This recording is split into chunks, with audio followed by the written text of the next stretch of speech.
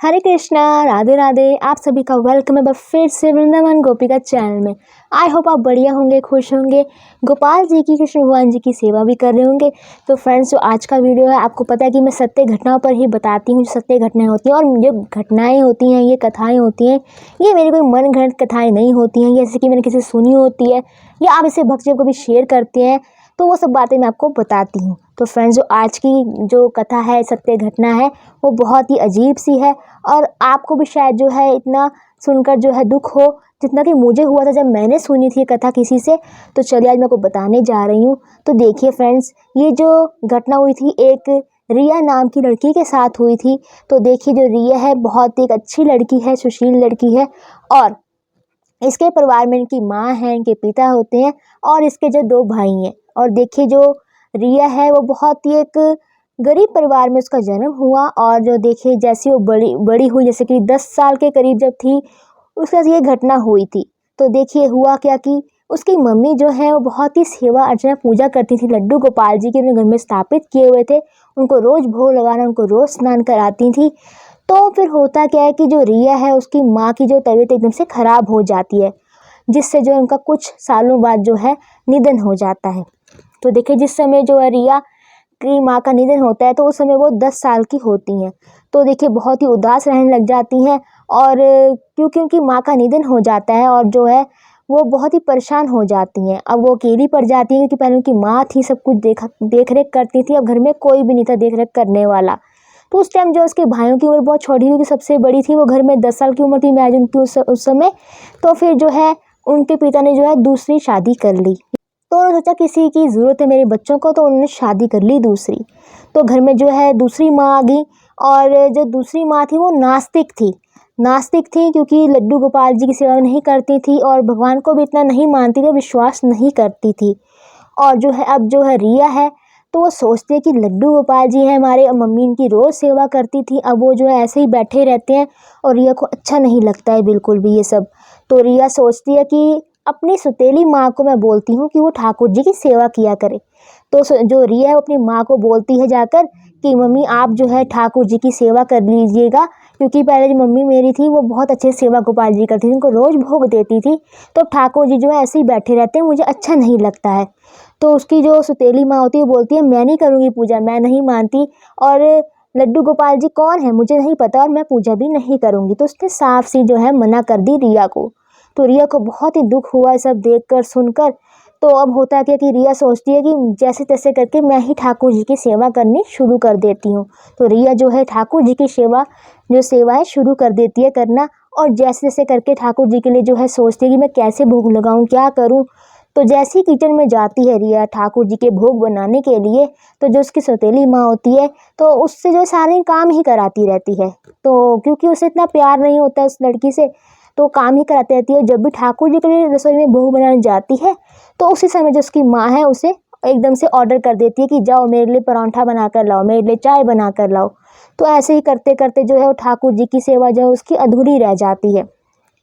तो फिर मन में सोचती है कि क्या करूँ मैं, ये ऐसा सोचने लग जाती है। तो देखिए, और ये सब बातें जब पिता को भी बताती हैं तो पिता कहते हैं कोई नहीं बेटा, सब ठीक हो जाएगा, अब तुम्हारी यही माँ है, मैं क्या करूँ, नहीं समझती है तो क्या करूँ। तो कोई बात नहीं बेटा, तू उनके साथ जो है ऐसे ही रह, एकदम अच्छे से रह ले। तो ऐसे ही सोचते जो 2 दिन बीते चले जाते हैं और रोज जो है जब भी ठाकुर जी की पूजा करने जाती है, ठाकुर जी कुछ भी करने जाती है रिया, तो उसकी सुजली माँ जिसको रोकती ही रहती है। तो एक दिन क्या होता है कि जब घर में जो है ठाकुर जी की सेवा जब वो कर रही होती है, तो वो देखती है कि उसकी माँ जो है सौतेली माँ पकोड़े बना रही होती है।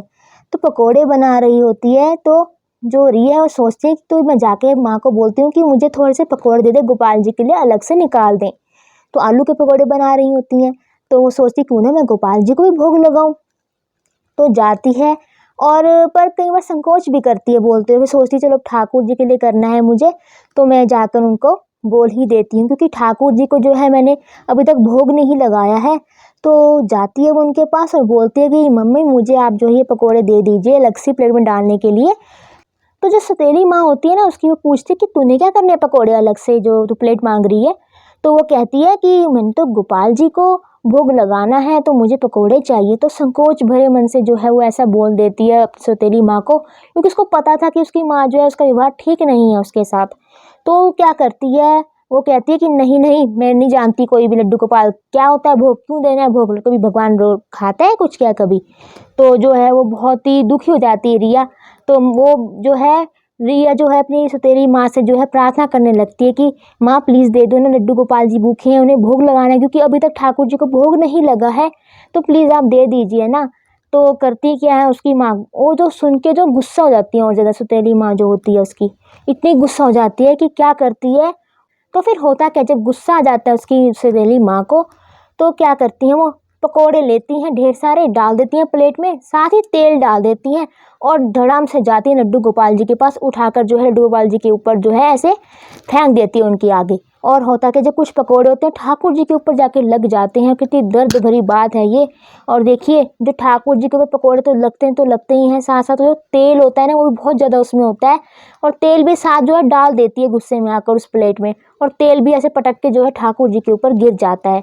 और जैसे ही गिरता है रिया जो है जोर जोर से रोने लगती है, और फटाफट से जाकर जो है ठाकुर जी को अपने गले लगा लेती है, ठाकुर जी को पोंछने लग जाती है, और जो है फिर बोलती है सौतेली माँ को, माँ आपने ये क्या कर दिया, आपको पता नहीं है ये लड्डू गोपाल है, ये भगवान है मेरे, और मेरे प्यारे प्यारे गोपाल हैं ये। तो वो बोलती है तो मुझे क्या लेना देना, तो लड्डू गोपाल हैं, तो अब जा पकोड़े खिला दे अपने गोपाल को।